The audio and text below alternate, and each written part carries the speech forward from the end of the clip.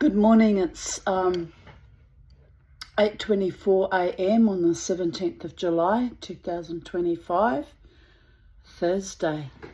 And here we are at Sacred Space, Titania's Realm. I'm up astonishing early. I woke up at, can't remember now. Must have been 7ish. And quite exhausted, to tell you the truth. But I got woken up, or my body woke me up around somewhere between witching hour, between 3 and 4 in the morning. And I woke up with a bit of a start because I dreamed of Joanna Lumley of absolutely fabulous fame, and I dreamt of her eating what looked like little tiny red eggs, which looked like red caviar. But she was eating it out of a really small ceramic bowl, like something you eat, gelati out of. So I freaked out when I woke up because I hope she hasn't passed away. She's not sick, as far as I can tell. So I freaked out about it, and then I thought, well, hang on a minute. I only have visions of people close to me or people that I've actually known personally when they transition. So why would I be dreaming of Joanna Lumley, coming to visit me? Which is what the spirits do before they transition. Often. Has happened to me often, but I don't know her personally, so it doesn't count. Anyway, when I woke up this morning still early and she was still on my mind, I thought, I'll just Google and make sure she's okay. I wrote about it in this morning's Facebook update, and I said she's in her 70s, but when I Googled her, she's actually 79. But anyway, I feel quite rattled because I'm worried about her, a woman I've never met in real life and don't know, by the way, apart from her character and Ab Fab and other TV shows and movies. But anyway, I got myself quite upset worrying about her. So anyway, I went and Googled, and then I had a look at Instagram. And the video that she posted of herself 2 weeks ago was of her with a big bowl of strawberries in front of her, which are indeed red. And she was saying they have to be all uniform, and she was measuring them and then saying, what do you do with leftover strawberries? Well, you turn them into jam, she said. And then if you've still got more left over, you turn them into gin. And anyway, it was a delightful little video, and she looked perfectly robust and healthy and beautiful for a 79-year-old woman. So I thought, no, I don't know where I got that weird idea from in the middle of the night, but hopefully it doesn't manifest, is what I'm saying. I don't see why it should, because she looks perfectly healthy. Bless her. Bless her little cotton socks. So anyway, but that was the start to my day, worrying about Joanna Lumley, and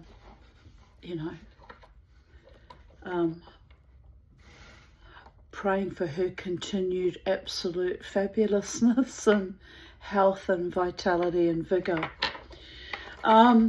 And as I pray every day for my own, by the way.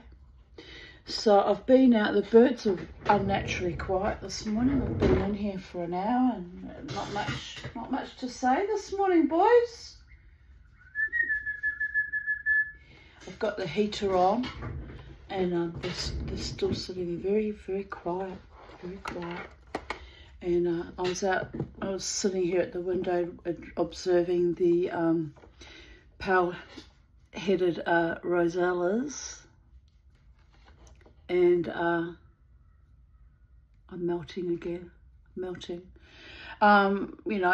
they're beautiful to watch because they have yellow heads and then the most beautiful blue feathers, and it's lovely. And so I'm waiting for it to warm up a bit more because it started off looking a very dreary, grey, horrible morning when I woke up, but it's brightening up with blue skies and sunshine now. So I'm waiting for it to warm up a bit more, and I'll put the birdies out in the garden.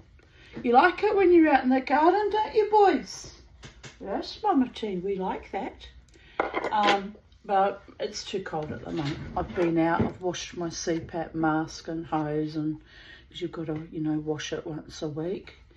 You wipe it down every morning, but once a week you've got to give it a proper wash. So I've done that. I've hung out some washing. I've got a load of washing in the machine, and I'm just waiting for Rati to come at 10 to do the floors in the bathrooms, and it's all happening. It's all working together wonderfully, like cogs in a wheel, perfectly in perfect alignment. It's all bing, bang, boom, baby. So I've got a bit of time to sneak in some stories. So I thought I would read chapter 3 of The Mythic Journey, The Family Inheritance. Myth speaks eloquently and at length about the mystery of inheritance from one generation to another.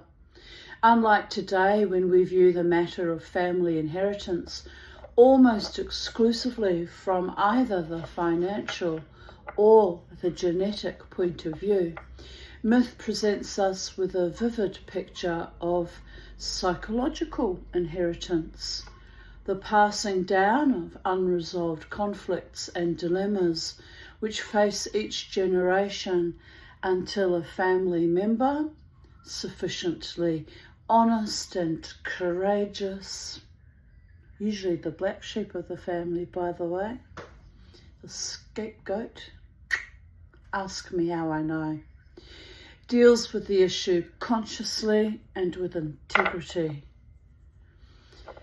Family inheritance in myth may be positive or negative or a mixture of the two, but it is invariably linked with gifts from the gods, which are used either constructively or with arrogance and ignorance by each successive generation.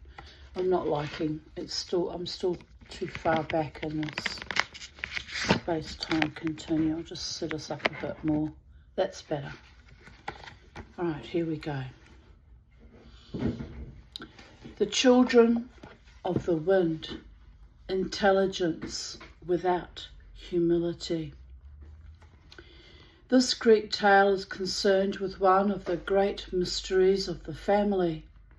Where do our gifts and talents come from? The story tells us about a gift which is passed down from a god to his human descendants.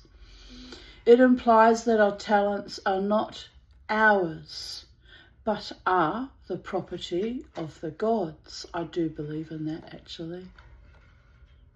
If you want to learn a new skill, and example for me, silversmithing, which I found very difficult in the beginning, have to keep putting out the prayers to the gods to send the right muse with the right tuition and the right teachings to manifest your innate talents and bring it to the fore, and with plenty of practice and perseverance, co-create with the gods. It doesn't come from you, it comes from some higher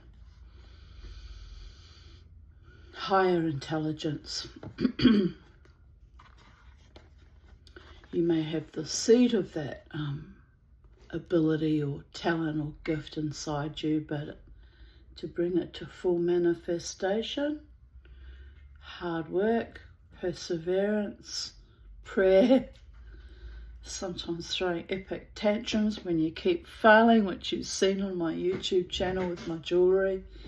Sometimes things just happen almost as though by magic, as though it's gifted to you. Here it is landing on your plate. It's amazing. It's amazing. I love it when it happens like that, actually. Who doesn't? But you know what? The things you treasure the most are the things that you prayed for and manifested and worked towards and put heart and soul and effort into, and then when you wear it with a measure of pride and happiness. Like, for example, I didn't make these were vintage earrings left over from my mother's market stock. I only kept a few of the lovely a mother of pearl, and the rest I gave to charity. But I upgraded them because they'd got a bit sort of, the varnish they had got a bit manky, and so it looks a bit rough, but I put triple glaze on them just so I could bring up the shine of the mother of pearl again, and I'd sanded the brass to bring the shine back because it was all manky looking, and then I put sterling silver jump rings and handmade sterling silver hook, and I revamped them so that they're as good as new again. In fact, even slightly better than the original, because the original were just costume jewellery, and now they've got sterling silver components. You can see on the back the original brass from when they had originally been, they were originally, studs and worn like that. But anyway, I'm happy with them. Because I put heart and soul and effort into them and gave them a second life. Right, where was I? It implies that our talents are not ours, but are the property of the gods, made manifest through human beings who are the caretakers and vessels for divine creative power. It's true, It really is. It also suggests that the misuse of inherited gifts can end in disaster, and that it is up to us to use our talents to serve rather than control life. The Lord of the Winds was called Aeolus. He was clever and ingenious, and it was he who invented ships' sails. But he was also pious and just, and honoured the gods. Thus his divine father, Poseidon, in Roman culture he's called Neptune, god of the sea, made him guardian, and in Māori he's Tangaroa, made him guardian of all the winds. Aeolus' son Sisyphus inherited his intelligence, adaptability and ingenuity, but not, unfortunately, his piety. Sisyphus was a cunning rogue and a cattle thief who won a kingdom by treachery, and once in power he proved to be a cruel tyrant. His method of executing his enemies, not to mention rich travellers rash enough to risk his hospitality, was to peg them on the ground and crush them with stones. Nasty. In the end, Sisyphus went too far and cheated Zeus, king of heaven. When Zeus stole a girl from her father and hid her, Sisyphus was the only person on earth who knew where she was, and he promised Zeus he would keep the secret.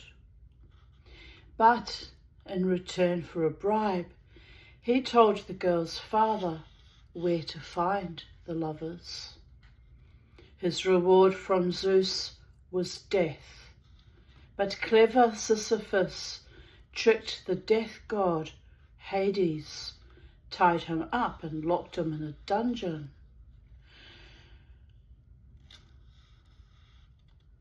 Now that the lord of the underworld was a prisoner, no mortal in the world could die. This was particularly galling to Ares, the war god, since all over the world men were being killed in battle only to spring back to life and fight again. Eventually Ares freed Hades, and the two of them frog-marched Sisyphus to the underworld. Refusing to admit defeat, Sisyphus played another cunning trick to escape his fate. When he arrived in the underworld, he went straight to Queen Persephone and complained that he had been dragged down alive and unburied, and that he needed 3 days in the upper world to arrange his funeral.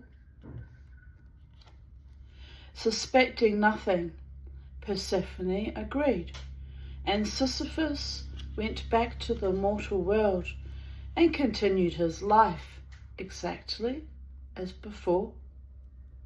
In desperation, Zeus sent Hermes, who was cleverer even than Sisyphus, to bring him to his appointed doom. The judges of the dead gave Sisyphus a punishment to suit both his trickery and his cruel method of killing people with stones. They placed a huge rock above him on a steep hillside. The only way he could prevent it rolling back and crushing him was to push it up the hill. Hades promised that if he ever succeeded in pushing it over the top and down the other side, his punishment would end. With immense effort, Sisyphus heaved the boulder to the edge of the downward slope, but the huge rock always tricked him, slipping out of his grasp and chasing him all the way back down the hill. This was his doom until the end of time.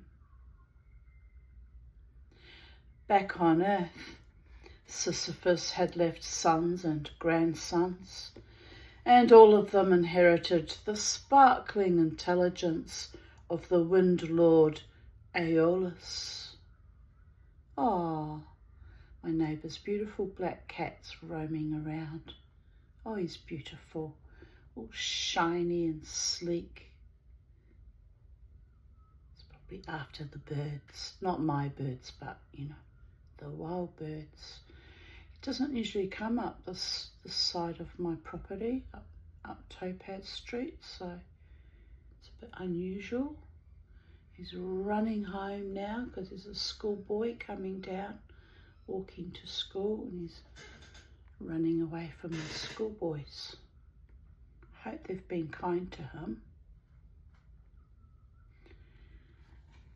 Right, where were we?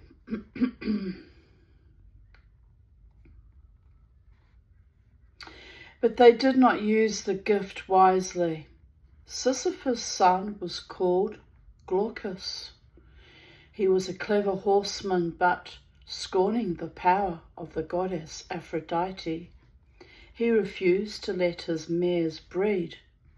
He hoped by this means to make them more spirited than other contestants in the chariot races, which were his chief interest. But Aphrodite was vexed at this violation of nature by human machination, and led the mares out by night to graze on a special herd. As soon as Glaucus yoked the mares to his chariot the next day, they bolted, overthrew the chariot, dragged him along the ground entangled in the reins, and then ate him alive. Which is a bit weird because horses are vegetarian usually.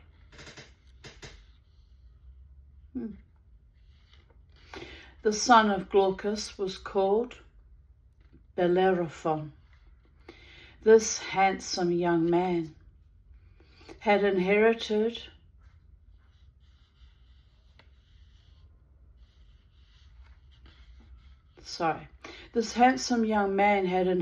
his great-grandfather Aeolus's inventiveness and quick wit, his grandfather Sisyphus's fierce temper, and his father Glaucus's arrogance. One day, Bellerophon had a violent argument with his brother and killed him. Horrified by his crime, he took a vow never to show emotion again and fled from his native land. before we continue, I just want to show you Bellerophon riding Pegasus, slaying the Chimera. Giovanni Battista Tiepolo, 1696 to 1770. Bellerophon riding the winged horse Pegasus thrust a lead-tipped spear into the throat of the fire-breathing monster Chimera, which choked to death on the molten lead.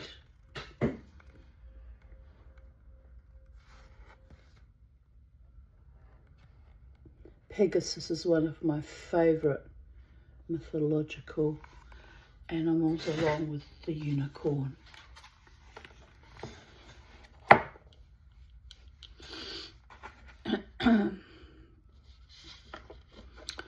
He wandered through many countries and eventually arrived at the rock fortress of Tyrants, where the queen took a fancy to him and invited him to become her lover. Bellerophon, wisely fearing the emotional consequences, declined, but no one had ever refused the queen of Tyrants before. Humiliated and enraged, she went secretly to her husband and accused Bellerophon of attempted rape.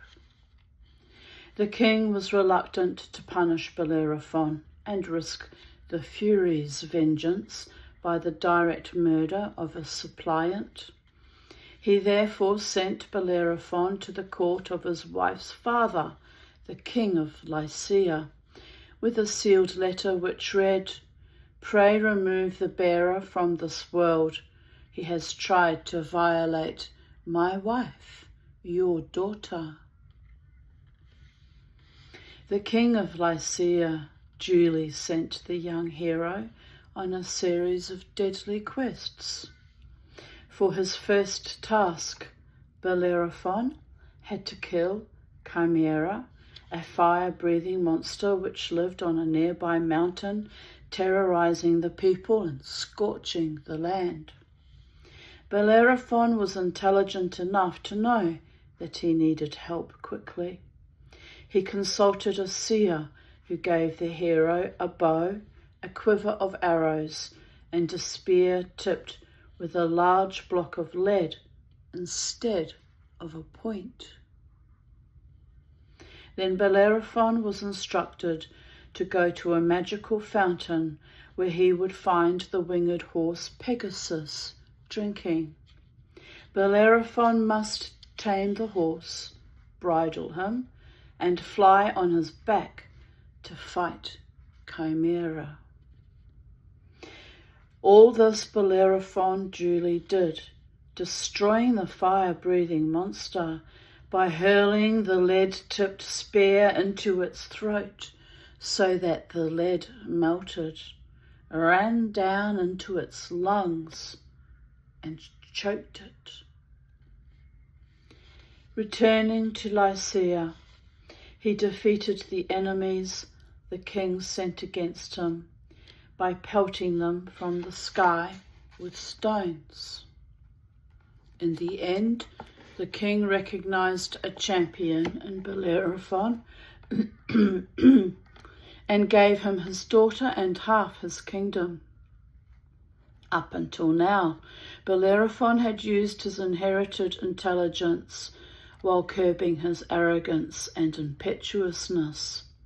But when he eventually discovered that it was the queen of Tyrants who had been responsible for all his troubles, Bellerophon's rage overcame him, and he flew on the winged horse to Tyrants, snatched the queen thousands of feet into the air, and dropped her to her death.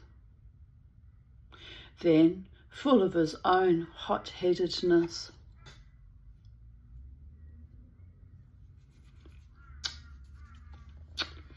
and the excitement of flying like the wind, his great-grandfather Aeolus was, after all, Lord of the Winds.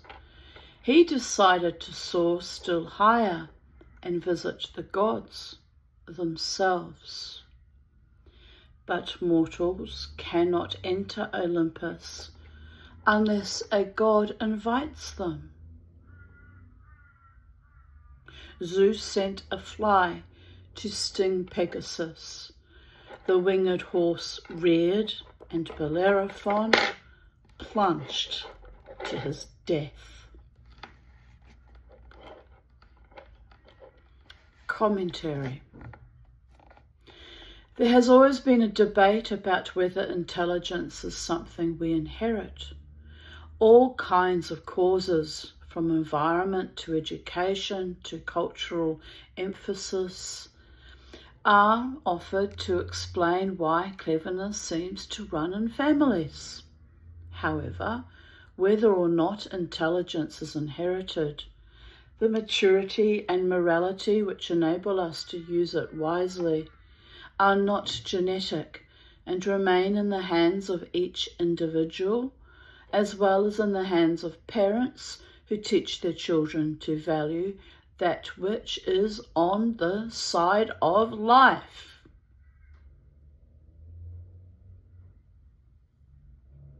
The Greeks believed in the inheritance of gifts. They assumed that if a god or demigod such as Aeolus stood behind a human line, then his descendants inherited some of his attributes, perhaps diluted over successive generations. My goodness, my boys, what are you doing? You're swinging happily, and you're sitting there on your perch.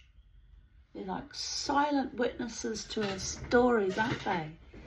Listening in attentively.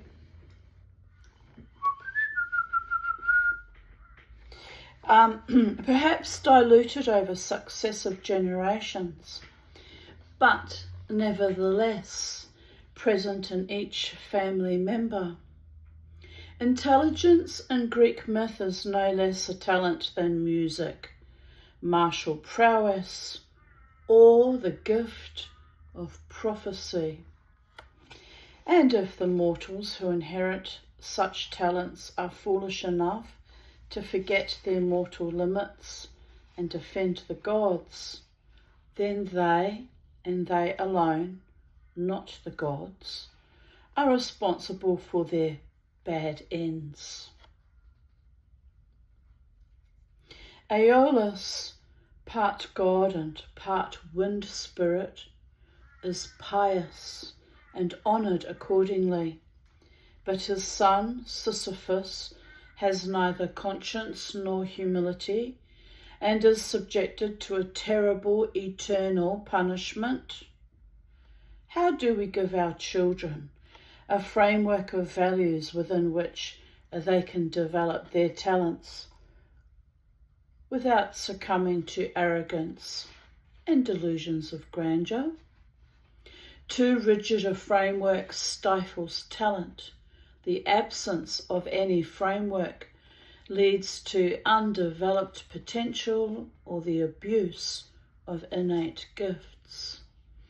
One significant feature in the story of the descendants of Aeolus is that the fathers do not stay around to help provide such a framework for their children. The gift is inherited, but there is no loving and supportive container in which it can grow alongside a recognition of human limits. Aeolus is too busy ruling the winds to bother with Sisyphus. Sisyphus is too busy cheating travellers to bother with Glaucus. Glaucus is too preoccupied with chariot races to bother with Bellerophon. And Bellerophon, the most attractive of this line, and the one most like his ancestor Aeolus, is himself ultimately unable to restrain himself because no one has taught him how to do it. He murders his brother in a rage and only then recognizes his great weakness. But by this time, he is an adult and restraint comes hard. He knows what he should do, but when the crunch comes, he can resist the wiles of a woman, but not the luxury of his self-aggrandizement. This story of a clever but arrogant family line tells us many things about choice and responsibility. The heroes of myth, whether male or female, are symbols of the special qualities in each of us which give us a sense of individual meaning and destiny. Because each person has some gift which makes him or her unique, we are all descended from the gods in the Greek sense. And we all have the capacity to use our gifts for good or ill. It may be that our talents are the products of an encouraging environment, or it may be that they are inherited along with the colour of our eyes and hair. Or perhaps both are true. This story teaches us that intelligence without respect for the value and worth of others can be a double-edged gift which ultimately rebounds on its possessor. Where do we learn what the Greeks understood as respect for the gods?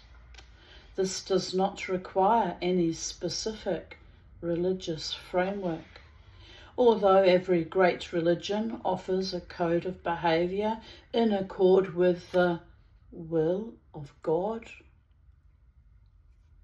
But piety in the Greek sense demands a recognition of the unity of life and the worth of all things living. The gods are, after all, symbols of the many facets of life itself. We might learn from Bellerophon that, however capable we are, we cannot aspire to Olympus. We can only be human and must use our gifts with humility.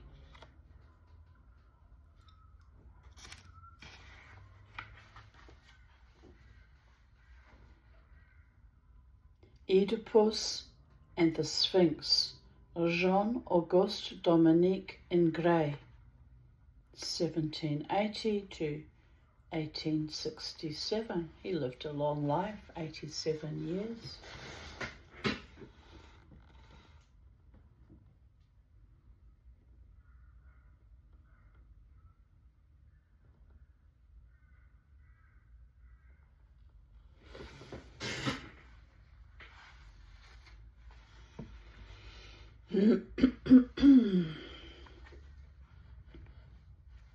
The House of Thebes, offending the gods. This tale is concerned with what the Greeks understood as the family curse, an offence against a god which is punished through successive generations. In modern psychological terms, we might understand this as the passing down of unresolved family conflicts. What our parents have not dealt with, we may find ourselves facing, and these sins of the fathers will in turn pass to our own children if we do not deal with them. The members of this family constantly offend the gods through poor judgment, arrogance, insensitivity, and sheer blind stupidity. The curse is only spent when the very existence of the family is ended and the city which suffers under their rule is freed. There is no redemption, largely because no one learns the lessons of the past or approaches the gods in a spirit of humility.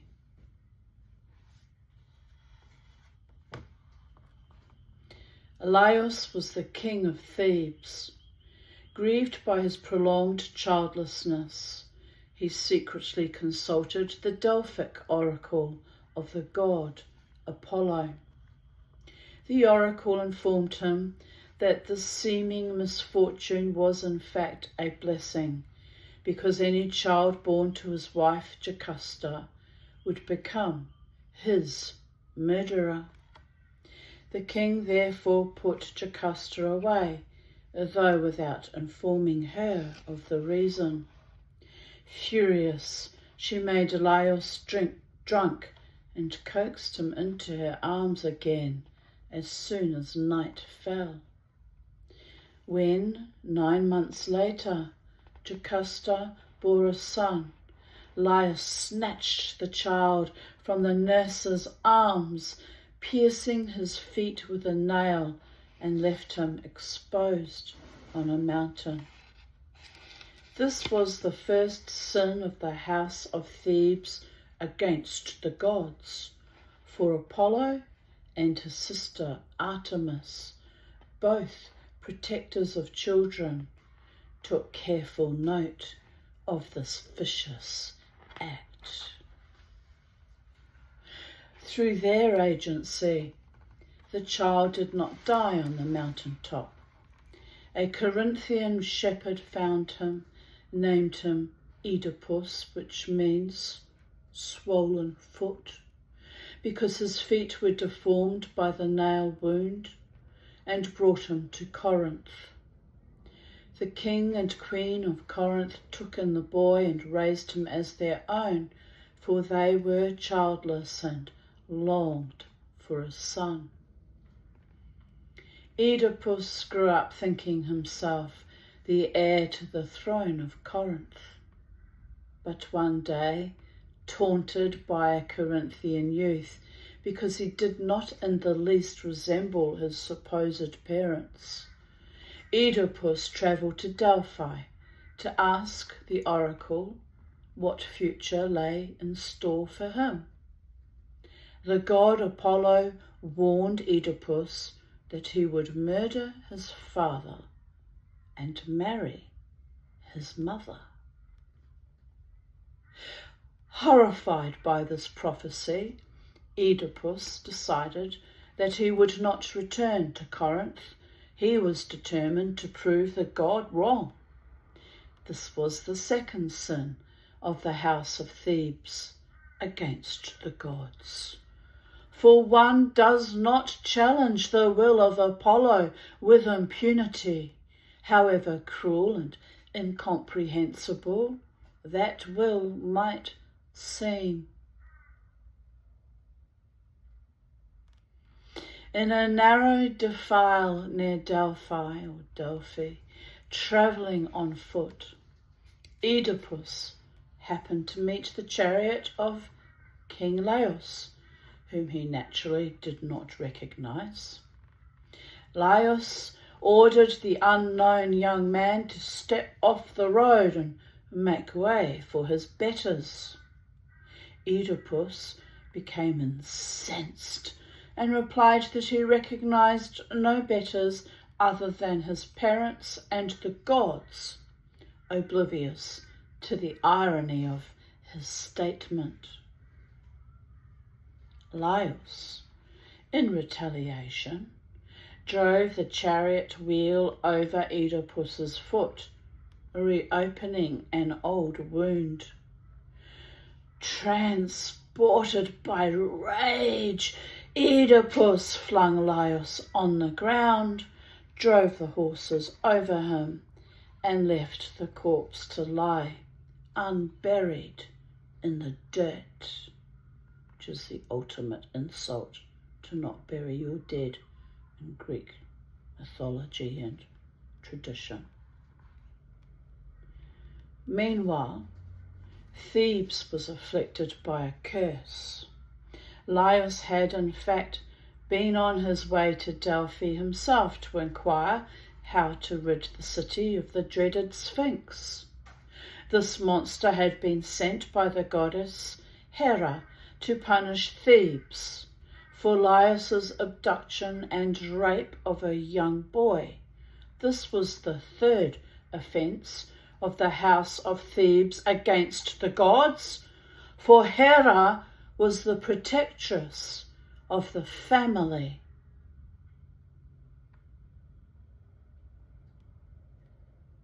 The monster settled at the city gates and asked every wayfarer a riddle. What being with only one voice has sometimes 2 feet, sometimes 3, sometimes 4, and is weakest when it has the most? Those who could not solve the riddle were throttled on the spot, and the road was full of half-devoured corpses. Oedipus, approaching Thebes fresh from Laius's murder, guessed the answer. Man, he replied, because he crawls on all fours as an infant, stands firmly on his 2 feet in youth, and leans upon a staff in his old age. The mortified Sphinx leapt from the city walls and dashed herself to pieces in the valley below. The grateful Thebans acclaimed Oedipus king of Thebes, and he married Jocasta, unaware that she was his mother. A God-sent plague then descended upon Thebes, and the Delphic oracle, when consulted once more, commanded, "Expel the murderer of Laius." Oedipus, not knowing whom he had met on the road, pronounced a curse on Laius's killer and sentenced him to exile.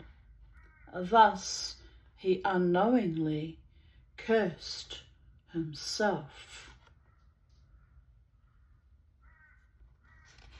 Soon a blind seer arrived at the court of Thebes and declared that King Oedipus himself was the murderer of Laius.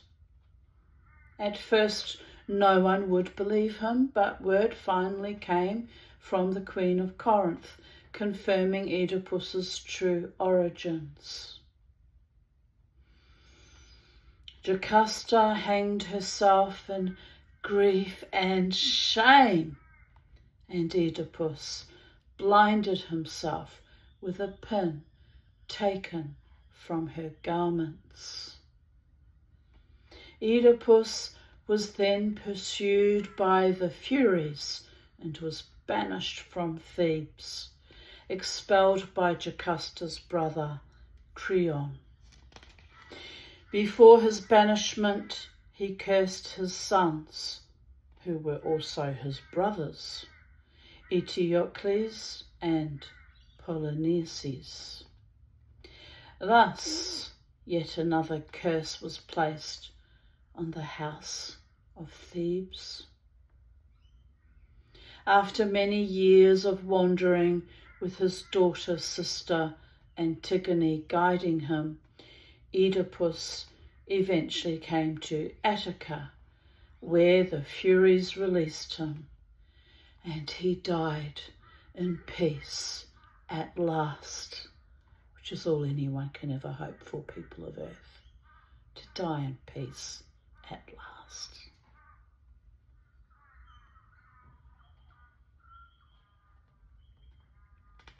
However, peace did not come to the house of Thebes. We have seen in the previous chapter how Antigone, daughter of Oedipus, defied her uncle Creon to release the spirit of her dead brother Polynices, and was herself sentenced to death. And we have also seen how Oedipus's sons were both destroyed in the war that broke out over the succession to the Theban throne. Even with the death of these two and of King Creon, the conflict did not cease. The son of Polynices attempted to regain the throne, which was his birthright as the grandson of Oedipus. However, in the great battle which ensued, he and his allies lost. Thebes was sacked, and the curse which the gods placed on Laios and his descendants was finally spent. Here's another painting. Oedipus and Antigone by Charles Francois Jalabert, 1819 to 1901. Here he is wandering with his daughter guiding him because he's blinded, having blinded himself with a pin from his own mother's garment.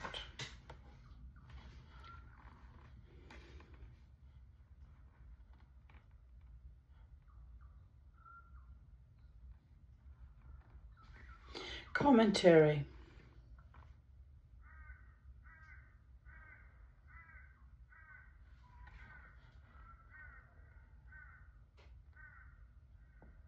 Look at the detail, we'll look at it again. They even show the wounds on his feet.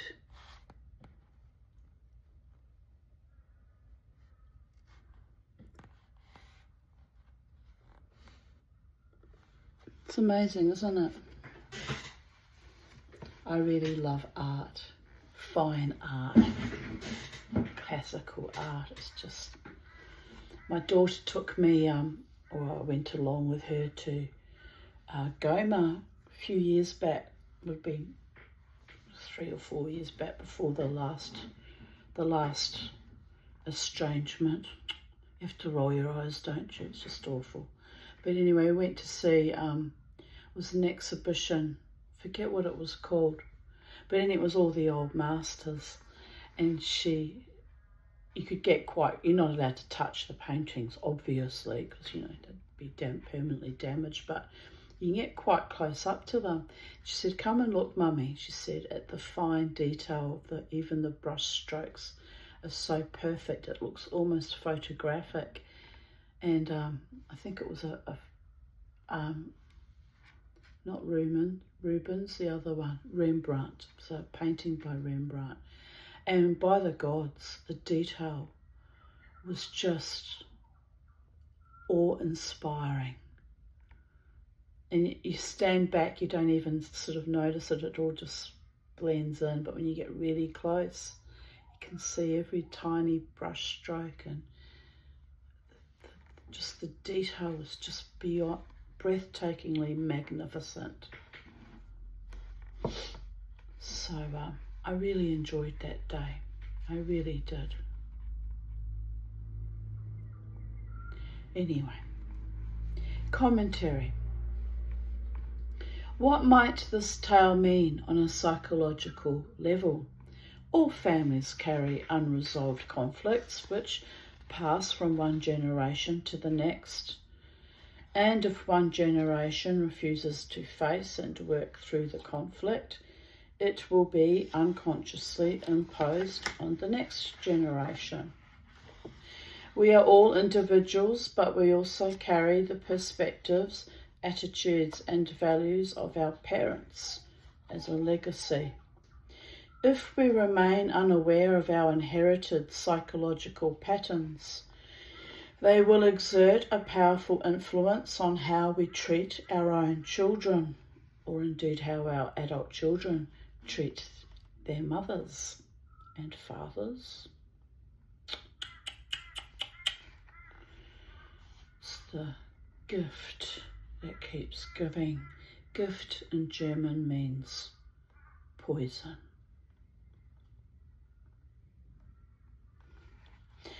In the myth, the trouble begins with Laios, who reacts to Apollo's warning by repudiating his wife.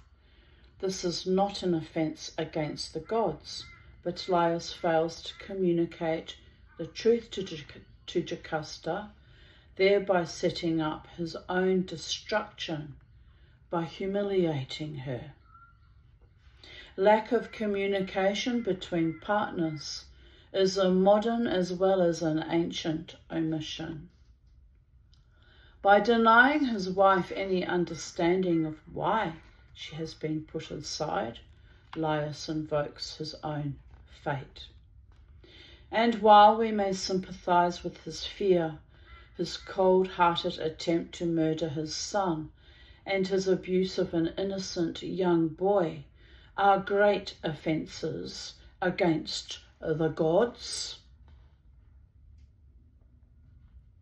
And Laios' destructiveness does not end with his death, for the concealment of Oedipus's birth results in a deadly ignorance on the part of his son. Oedipus himself has two fatal flaws. He cannot master his anger, and he cannot accept the word of the oracle any more gracefully than Laios can. Father and son are alike in that they will not bow to the will of the gods, but place their own safety and importance first. This addiction to power afflicts not only Laios and Oedipus, but also Jocasta's brother Creon and Oedipus's sons and grandson. This is a family in which love, compassion, and humility seem to have no place. I don't know, it was very compassionate of Antigone to lead her father around for years and years and years, blind, wandering, outcasts, exiles, till he eventually was granted to die in peace by the gods.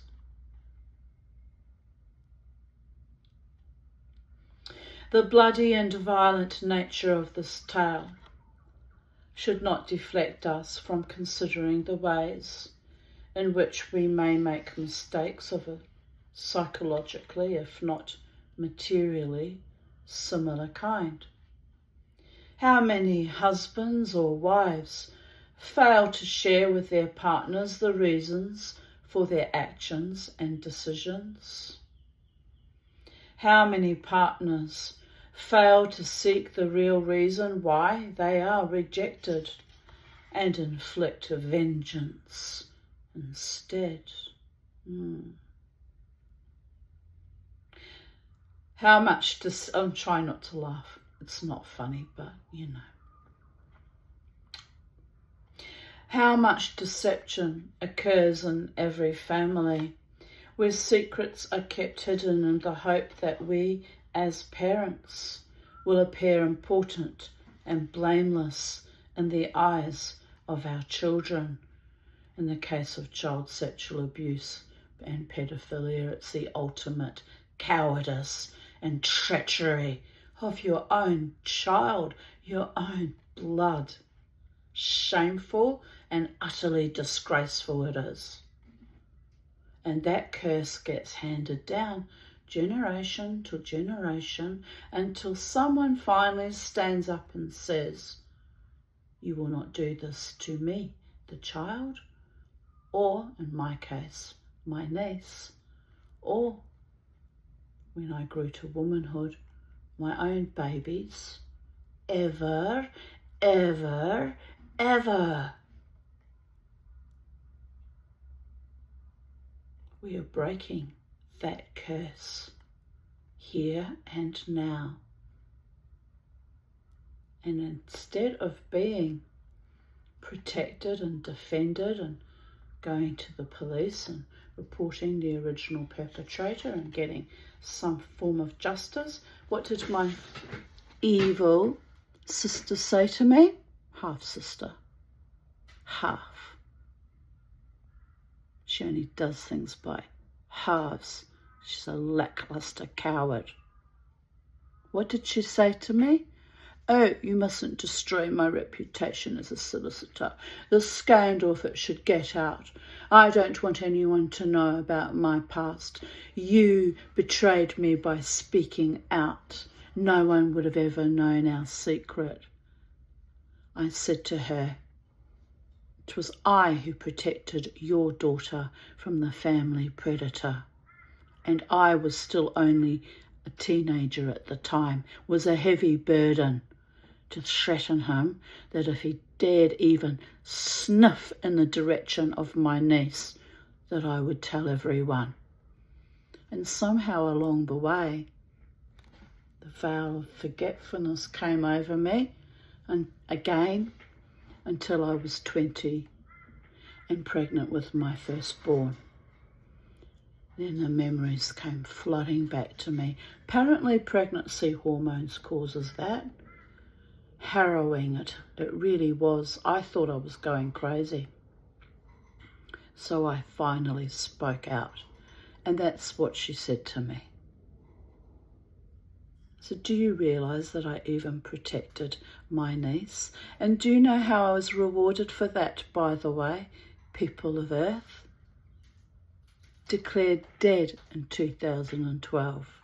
Declared dead for daring to fight for my rightful inheritance. Evil, evil and filthy they are and always will be until they stand up and are counted like I did and draw the line in the sand and fight for the protection of each other and their progeny. But they won't, will they? Because they're enablers of pedophiles and think that that's completely normal, and let the boy watch.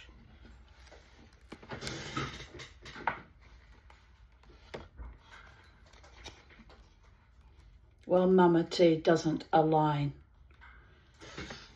Does not align and never will align with sexual predators, particularly those. It's bad enough when they prey on adult women, but particularly those who prey on innocent, unprotected children. The gods stand behind me in perfect alignment because they know what I suffered throughout my life and why I simply cannot stand idly by letting that continuously happen from generation to generation to generation. Someone has to clean house, including our entire planet. The scourge of the Epstein files that never were. And if they were a long time ago destroyed. The scourge of the global child sex trafficking industry in which millions of children across the world go missing, never to see the light of day again, tortured and utterly, utterly destroyed for aberrant, unnatural male and no doubt some female as well, because pedophilia exists across both genders, predominantly male, but there are female ones too. Lusts. The worst form of vermin. The worst form of vermin, of human vermin that exist on this planet are those who prey on children. Isn't it beautiful how the light just streamed through my window?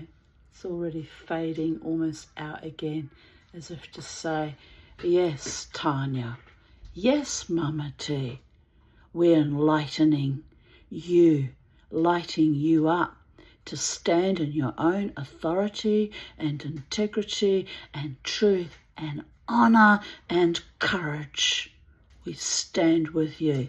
Here it comes again, brightening. Do you see it? Through my window. The gods are watching, people of Earth.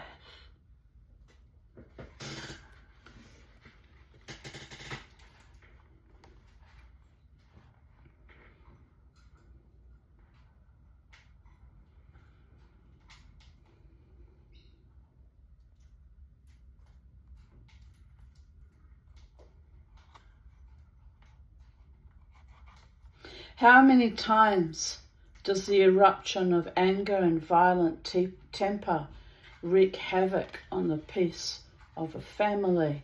Well, people of Earth, in the case of child sexual abuse, sometimes that anger is necessary.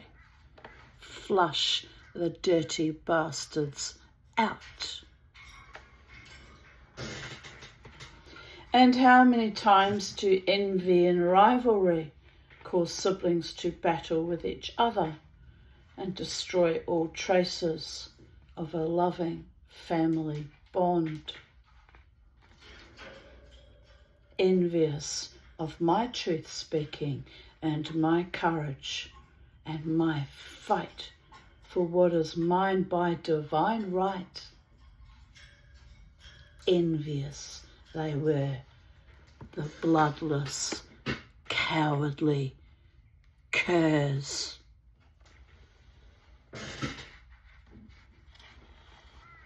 Fortunately, our offences are usually milder than those of the House of Thebes. Are they? Are they really? And we may find the honesty and humility to apologise when we have injured someone, or give way gracefully when it is clear that life will not be bent to our will. At any point in the long unfolding of the story, a demonstration of kindness, compassion, patience, or willingness to let go by any family member could have resolved the curse and freed the family.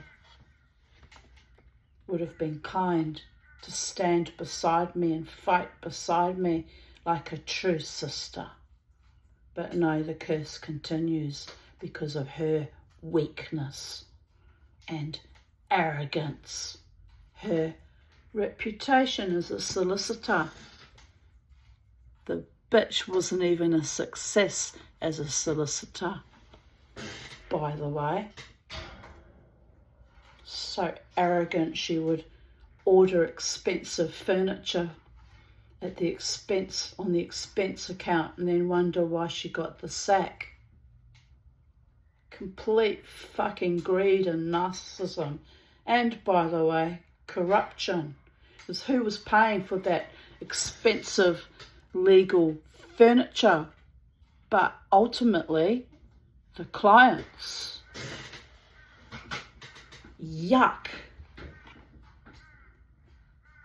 Anyway, I must be willing to let it go, because I'm holding on to something from the past that is a seeping wound, and every time I rip it open it seeps some more, but there's no resolution to it because that entity is a coward and doesn't have the fortitude or the decency or the courage to say, I did wrong by you, Tanya, and I'm sorry.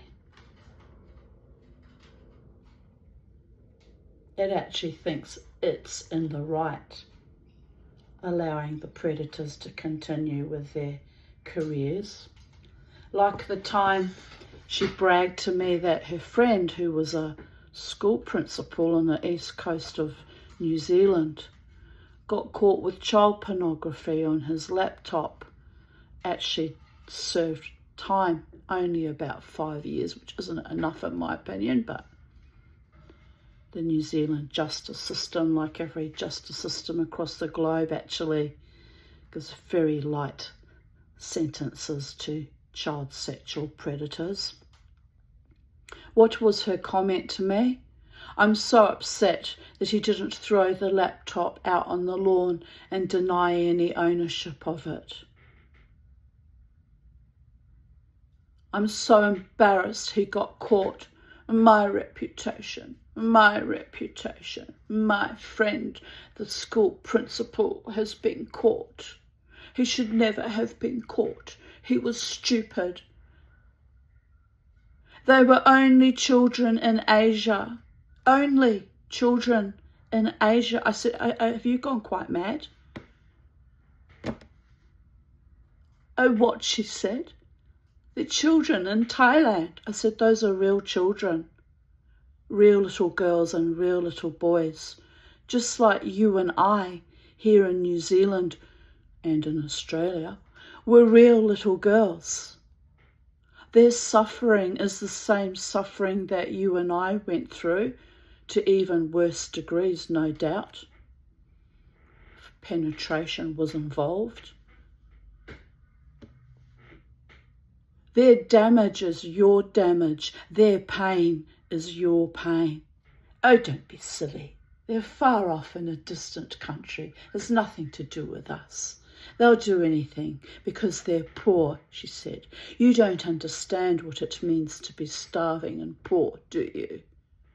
Little did she know, having been starved and poor many times, dragging my children around to safety from the family predators and the henchmen they inculcated into that nightmare. Oh, evil. It was the most seeping fucking evil. But I had to let it go so I could reach this moment in time and speak about it without vomiting in the toilet, the seeping evil of my own family of origin.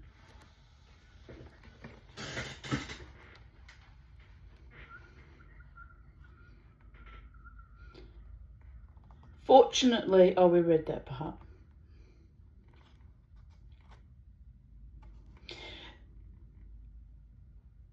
The fall of the house of Thebes is not really due to angry gods. It is due to human insensitivity and human error repeated generation after generation until the cumulative burden of conflict becomes too great and the family is scattered and irrevocably lost, which has happened. My eldest daughter's estrangement to me, no family left, but there's no one left to hurt me anymore. So in that sense, I'm free and I am kind of happy. Happiness, hard won after surviving them all. Right, the next story is the House of Atreus.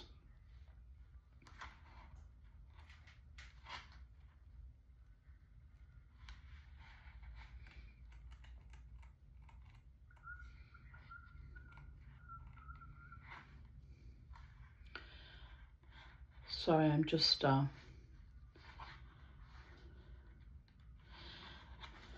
seeing what the next chapter is. The House of Atreus, a family curse redeemed.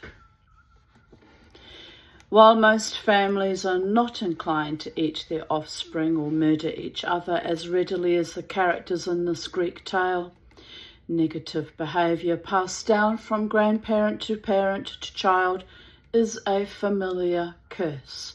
It is well known among psychologists and social workers that violent parents have children who, in turn, behave violently towards their own children, and those who abuse children have usually themselves been abused.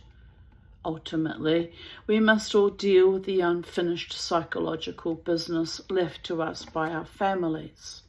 The story of Orestes and the house of Atreus teaches us about the redemption of a family curse through humility, honesty, the willingness to carry unmerited suffering, and faith in the gods and in life. Before we begin, I'll show you this picture here. Clytemnestra kills her husband Agamemnon. Illumination from Opus de Claris Mulieribus by Giovanni Boccaccio, 15th century. It's beautiful, isn't it? I'm very fond of medieval illuminated manuscripts. I think they're absolutely little works of art in each page, but also quite magical.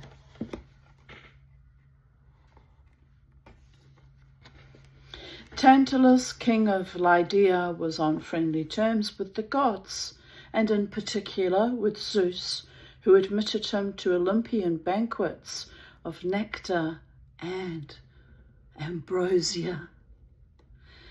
Anxious to impress, Tantalus then invited the Olympians to a banquet in his own palace. But he found that the food in his larder was insufficient for the company. Worried that his guests would be offended if they did not have enough to eat, he placed status before love, cut up his son Pelops, and added the pieces of his body to the stew prepared for the gods. But the gods noticed what was on their platters and recoiled in horror. For his crime, Tantalus was punished with eternal torment, and his line was cursed. The gods, meanwhile, resurrected Pelops, who grew up to have 3 sons. The 2 elder brothers, Atreus and Thyestes, were jealous of their younger brother, their father's favourite, and murdered him. Pelops discovered the crime and cursed his sons and their line. This was the second curse placed on the descendants of Tantalus. Atreus married and then discovered that his wife had slept with his brother, Thyestes. He nursed his rage quietly. Then an oracle proclaimed that one of the brothers should become king of Mycenae. Predictably, they quarrelled, and Atreus, still smarting from his wife's infidelity, drove Thyestes out of the city and took the crown. Power did not, however, assuage Atreus's anger towards his brother. He further punished Thyestes by pretending that he wished for a reconciliation and inviting him to a friendly reunion dinner. The main course echoed his grandfather Tantalus's cuisine, for Atreus had murdered Thyestes' sons, cooked them, and served them to their unknowing father. When he realized what he had eaten, Thyestes cursed Atreus and his line. This was the 3rd curse placed on the descendants of Tantalus. Thyestes then received an instruction from the god Apollo to avenge the murders of the children. Thyestes now had only a daughter left called Pelopeia. He raped her in the dark and then went into hiding. Pelopeia, ignorant of the real identity of her attacker, was left pregnant and with only a sword which the unknown man had left behind. Pelopeia then married Atreus, who had meanwhile divorced his unfaithful wife. Atreus was delighted when Pelopeia quickly produced a son, Aegisthus, foolishly believing that the boy was his and would be uncontaminated by the previous family troubles. But the curses of the gods do not vanish through wishful thinking. A drought began to devastate the kingdom, and an oracle proclaimed that it would end only if Thyestes were recalled. Eventually, Thyestes was found and imprisoned, and Atreus instructed Aegisthus, Pelopeia's young son, whom he thought was his own, to accomplish his first manly task by raising his mother's sword and killing the prisoner Thyestes, who was the boy's real father. The boy entered Thyestes' cell, carrying the sword, which Thyestes at once recognized as his own. He sent for his daughter Pelopeia. When she was told the truth, she killed herself with the sword, as you would. Young Aegisthus, at last discovering the true history of his parentage and determined on revenge against Atreus, returned to Atreus carrying the blood-stained weapon. The young man then killed Atreus, and Thyestes became king of Mycenae in his brother's place. Meanwhile, Atreus' son Agamemnon was rescued from slaughter by his nurse and taken away to grow up in exile. When he reached adulthood, he married Clytemnestra, the daughter of the king of Sparta, who helped him to claim the throne of Mycenae. Thyestes and his son Aegisthus were both driven into exile, and Thyestes soon died. Clytemnestra bore Agamemnon one son and 3 daughters. Agamemnon was one of the Greek warlords involved in the Trojan War, and in order to secure fair weather for his fleet, he agreed to sacrifice one of his daughters to the goddess Artemis. He lied to his wife, telling her the girl was being sent away to be married, when in fact she was slaughtered in secret. Clytemnestra discovered his deceit and took a lover, none other than Aegisthus, son of Thyestes, who had appeared at the palace in disguise, and wooed the queen while her husband was away at war. Together they plotted the murder of Agamemnon, who was hacked to pieces in his bath upon his return from the Trojan War. Agamemnon's son, Orestes, who had been sent away while Clytemnestra and her lover plotted the king's death, was now visited by the god Apollo, who told him the truth of his father's death and demanded that he, Orestes, must avenge it. Orestes protested vigorously, saying that his parents' quarrel was not his concern and he wanted no part in any more killings. But Apollo declared that, like it or not, Orestes was the son of Agamemnon, and therefore had a duty to avenge his death. And if Orestes did not obey, the god would ensure that Orestes' life would become very unpleasant indeed. Orestes knew that if he killed his mother, the Furies, the underworld goddesses who championed the rights of a mother, would punish him with madness. Whatever he did, he was doomed. Reluctantly, Orestes decided that ultimately his allegiance must lie with his father because he was a man. So he murdered his mother and her lover. Here we have Orestes and the Furies, Gustave Moreau, 1826 to 1898.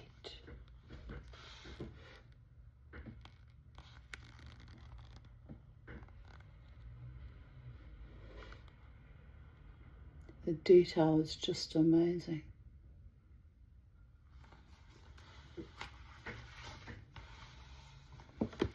The Furies duly arrived to torment Orestes, as they do, with madness.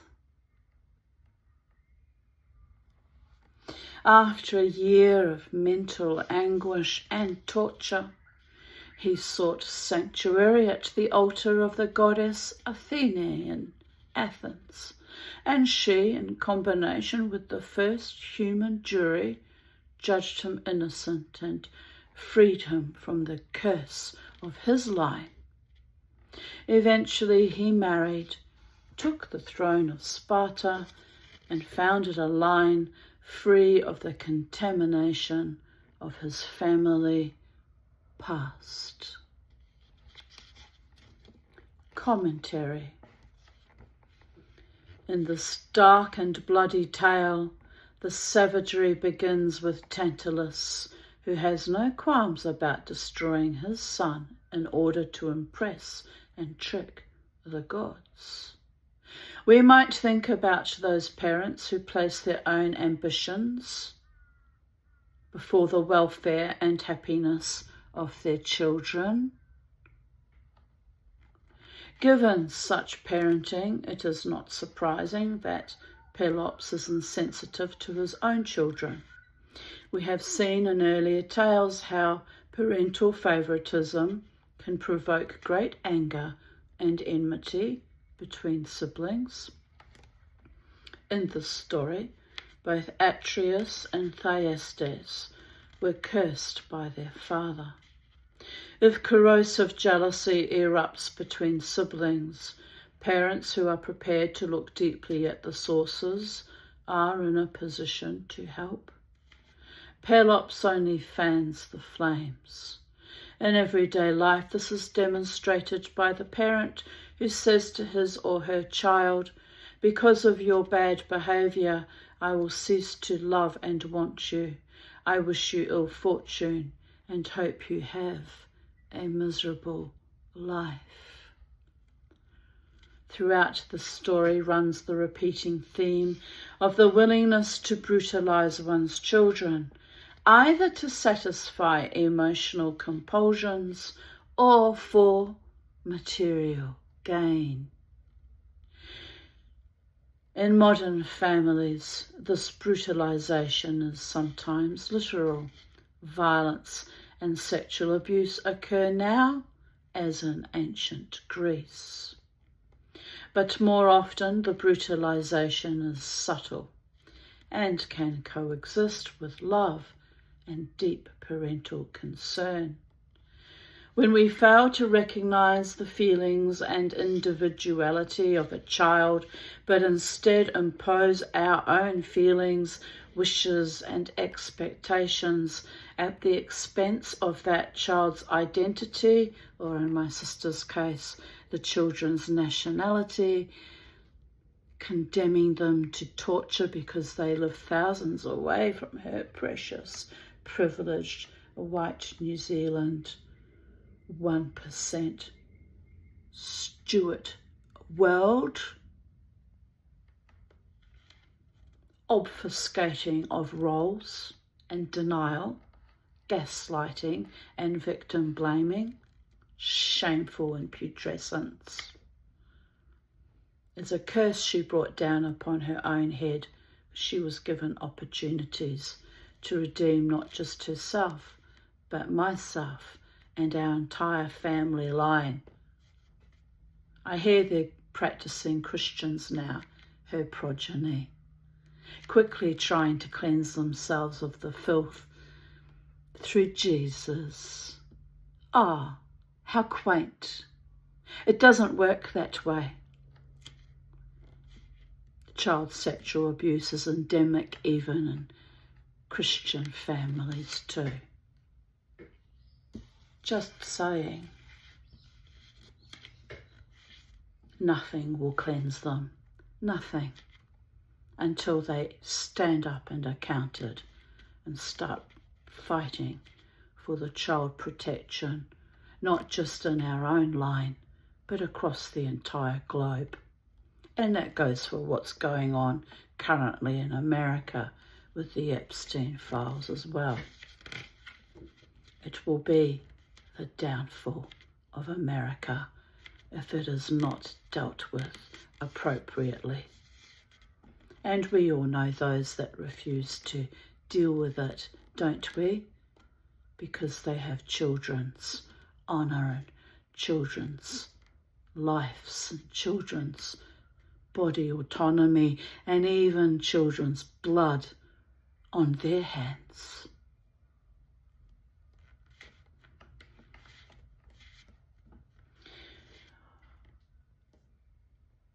Let me repeat that sentence.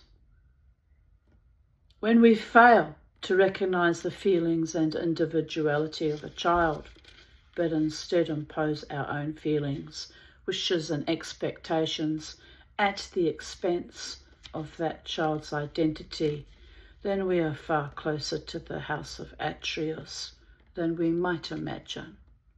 Yet, despite all the horror, this tale does not end in tragedy like the story of the House of Thebes. In Orestes, we find an image of the resolution of conflict. Orestes, like most of us, would rather not be involved with the sins of his family, but he is given no choice. Caught between two divine commands, he will suffer regardless of the choice he makes.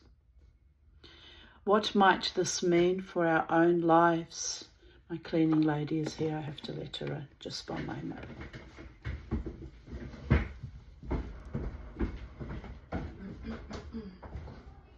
Good morning, my darling. Is the door open? Oh. Come in, I'm just finishing reading story. I'll make a cup of tea. How are you? Impatient. Reading very trauma-inducing stories. Brings up all the old wounds from my own family of origin, and it's ugly, but it is what it is. You look fresh, so it's good. I look fresh. It's the blood running to my veins of rage and wanting justice, and these things will never come, unfortunately.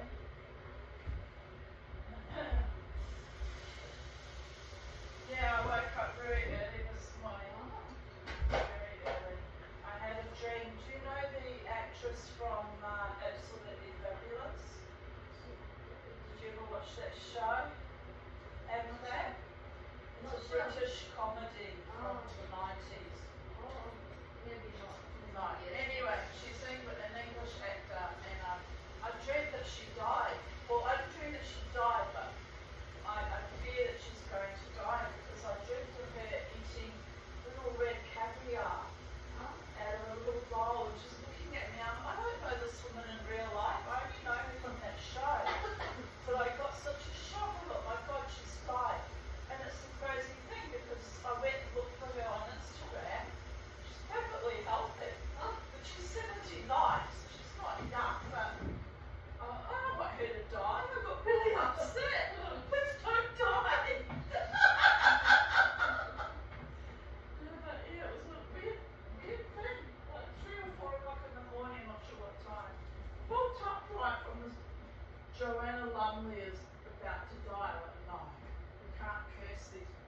listen, people, just because my brain is fucked up and I have dreams. But anyway, 79 and she looks great. And then the video I looked at her, she was eating strawberries, which are red. But in my dream, she was eating tiny, little tiny red balls like caviar or maybe crushed strawberry ice or something was odd. But anyway, yeah. Life is weird, Raji. Life is weird. If not like that, no one laugh or says. So it's just like that. Yeah.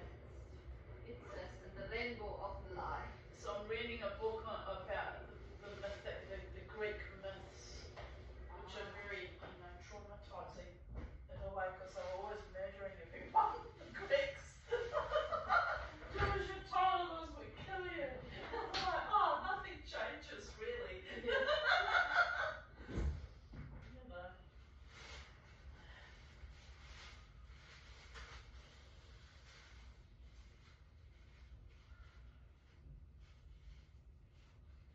I better carry on because.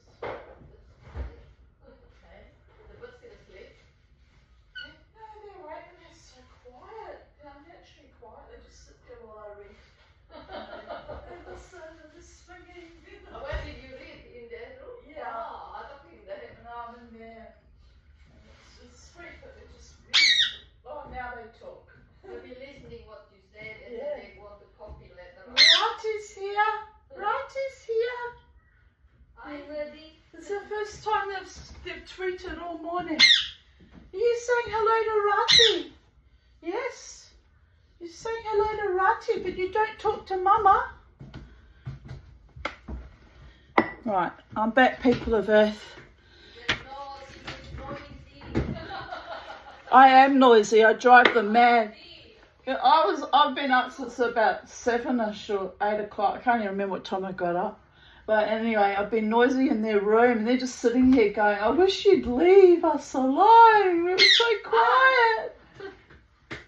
Well, they're all sparked up and happy now. Are you showing off Rati? Are you saying, save us from that crazy bitch who keeps reading and keeping us busy? When she doing that, walk there left and right. That's what she mean like that. Is it just regular what? Just nerves or excitement or... Oh. He just runs up and down, up and down, up and down, don't you, Bo? Yes, happy birdies. Happy birds. Oh, well. And my neighbour came, he tried to give me a cat. Oh! It was a beautiful cat. I was very tempted. He said, do you want this cat? I said, who does this cat belong to? Because I'm always suspicious, you know. And because I'm Jewish, I always ask a question with a question. So I'm like, yes, well, that's very nice. It's a beautiful cat. Whose cat is it? He said, it belongs to the hairdresser down the road. And I went, well, why are you giving her cat away? He said, because it lives at my house. And every morning I wake up, it's on my porch. And he says, it follows me on my walk all around the neighbourhood. I said, but that's a lovely thing. He says, why? I said, my cats used to follow me when I walked the dog too. I would look back and there'd be all 3 cats following me and my little Pomeranian. Not so much with Beauregard, but when I had Bella. You know, they would all be in a line. I was like the Pied Piper and look back and there's all my animals with me. And the neighbours used to freak out because it looked strange. And they went, you really are a witch, Tanya. I went, it's not my fault my animals want to go walking with me. I didn't invite them. Anyway, he was so cute. He's like, yeah, you need a cat. And it was a beautiful cat, young cat. Its name was Sunny, and it was like tortoiseshell and a bit tabby and a bit tortoiseshell. Beautiful cat. And I'm like already falling in love with it because I'm very connected to pussycats. Sorry, boys, but I am. And but anyway, and I said to him, I can't have a cat. He says, well, why not? I says, because come bring it. He had his little daughter. He said, come bring little Isla with you. come in my house. They very rarely come inside my house, you know. And they're all nervous. Oh, we have to take off our shoes. And they're all acting all scared when they're in my house. So I turned to the little girl who's about 5 and I went, don't worry, Ayla. I'm not going to turn you into a bird or a mouse. And she's like, oh, thank you. Really genuinely like frightened me, you know. It was like, what the fuck?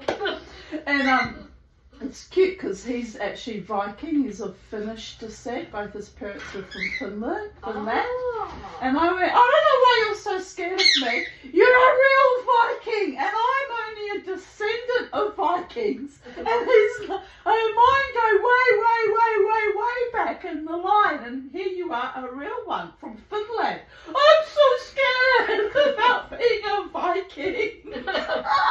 They've bred it out of you in Finland, by the gods. And I always tease him about that, you know. And then he says, you must take this cat, because every morning I wake up, she brings me the heads of dead birds and mice. And I went, I can't take this cat.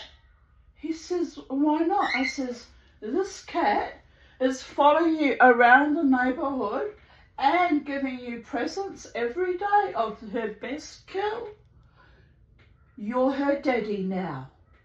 And he went, what? He said, I can't be her daddy. I went, you're her daddy. She has chosen you. She's gifting you all her kills. You're her daddy. He's a big man. He starts shaking like me. I really want you to have this cat, Tanya. And he goes across the road with his little girl and he hides under the tree and he watches me. He is very sweet. He's a bit nuts, you know, but he's a lovely man. He's watching me. And of course I'm patting little Sunny, the pussycat, who didn't go home with him yet. And she's still lying on my front garden. And I'm like, you have to go with your daddy. You can't live here because you'll kill my birds. And she's like, meow, and she's trying to scratch me. And I'm like, that's it. Fuck off. Get off my land. You've got to go, cat. And he's watching all this and he's laughing because he knows I'm not really mad at her. You know, she's just a cat. It's what cats do. And I get off my sacred space. You want to attack me. And he's trying not to laugh. Anyway, he owns that cat now. Oh. Well, he doesn't know it. He doesn't know that he owns that cat. But I said, that is your cat? I said, you better invite her in. It's cold now, winter. He says, why should I do that? I says, cats don't like to be cold. Oh, he says, oh, yes. I asked my wife if she'll make her an inside cat, but my wife's not keen. I went, well, your wife will better get used to it because you're her daddy now. It was hilarious. It was so funny. Anyway, he walks in here to see the birds and he goes, it's a bird's room. And I'm like, I can't move in here anymore. I got them such good cages. There's no room for me anymore. I sit here making my videos all hunched over like a little hobbit in the corner. But you know what? I'm happy. I don't mind. What do you say, Kermie? I'm listening. Yeah, he listens. One day then say what you say today. I'm still gonna try and tame them down and get them to go on the perch like Charlie used to, so I can walk around the neighbourhood with one or both of them. Probably not both of them, but one at a time. But anyway, that's the plan. But I haven't got any further with that. But anyway, Maybe put a chain on her leg when you go walk. You can do that, yeah. But so she can flew too much. They can't go too far. But then he won't even let me handle him. So I'm not going to be putting any chains on his leg. And the little one bit me yesterday. Oh. I got a little hole in my finger. Oh. I should have taken the cat. It would have resolved all the problems. Would have been, no birdies biting me. Sonny's going to take over from you, you little mofo. He says, don't you dare, Mama T. I'm the one in this house. I'm the king of the roost. Anyway, it's quite delightful. Oh, yeah. Oh, I'll let you carry on with your work, and I'll finish the stories.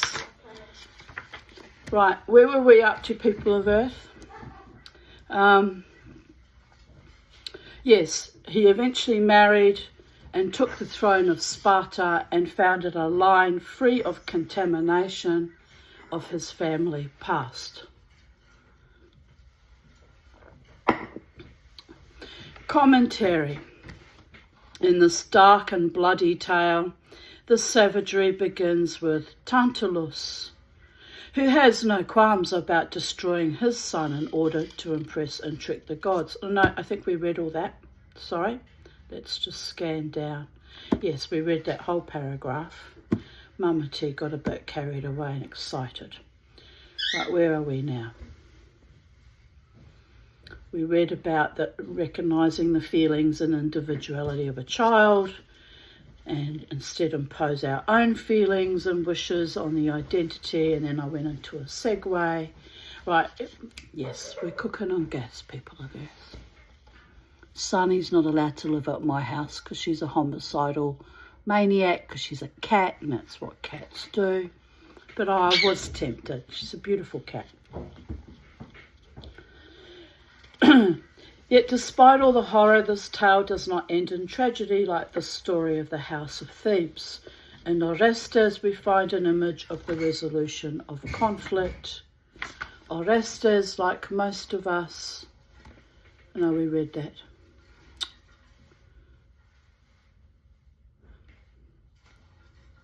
Oh no, we'll continue with that. Would rather not be involved with the sins of his family, but he is given no choice. Caught between two divine commands, he will suffer regardless of the choice he makes. What might this mean for our own lives? Often when parents separate in hatred or live together in continuing enmity, the child feels impelled to take sides. This is true, people of Earth. That was a line that was repeated with my own parents' separation and divorce, and then I had that curse repeated when I divorced my husband. This attempt to resolve the conflict by showing loyalty to one parent and denying feelings of love for the other may be encouraged by parents who try to use the child as a weapon to hurt each other. How many mothers feeling wronged by an erring spouse convince their children that their father is a bad person and unworthy of his children's love? How many fathers, unable to meet their wives' emotional needs, create a fantasy world with a beloved daughter which excludes the mother and claims the daughter as a surrogate wife? Necessity may require that in early life we choose between quarrelling parents. But to which parent do we owe allegiance? And how do we live with the guilt of repudiating our love for a parent? We may initially have to take sides in order to emotionally survive the internal and external conflict, but in choosing one side against the other, we will inevitably suffer for a time, until we are mature enough to step back and see both parents as human beings trapped in a cycle of mistakes and unconsciousness which has been inherited over many generations. The brutalization of children in this story is another way of describing a family where love and genuine concern are denied and where the will to power reigns supreme. Orestes is split in half because he loves both parents and cannot murder one without suffering great inner torment. Like Orestes, we would no doubt all like to ignore the past and avoid the repetition of parental mistakes by removing ourselves from the family orbit. And like Orestes, we may have to undergo the suffering which comes from recognizing our allegiance to both parents, enduring the tug of love which may be imposed upon us, and exhibiting an unshakable loyalty to our own hearts. There is another important insight which the myth of the house of Atreus offers us. Redemption comes for Orestes partly through his own patience, suffering the acceptance of the gods' will, but he is also redeemed through the gods themselves, and in particular the goddess Athene, who establishes a human jury and mediates between Apollo and the Furies. What might this mean? Athene is the goddess of wisdom, and she and her human jury embody the capacity of the human mind to detach, reflect, and recognize the point of view of each side of any warring faction, internal or external. Athene not only makes it possible to see the problem, she also makes it possible for the participants to express themselves about the problem. In short, she personifies not only consciousness, but also communication and the willingness to listen to both sides. This goddess reminds us that if we can find a way to resist the indulgence of acting out our most compulsive emotions, and can begin the difficult process of honest reflection and communication, even a family such as the House of Atreus can be freed from its curse.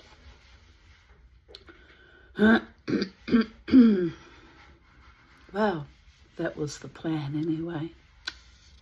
Pity I wasn't supported in it. Consciousness must be paid for with suffering. Nothing comes for free. Remorse and atonement may be a necessary part of the reparation which we need to enact with our families.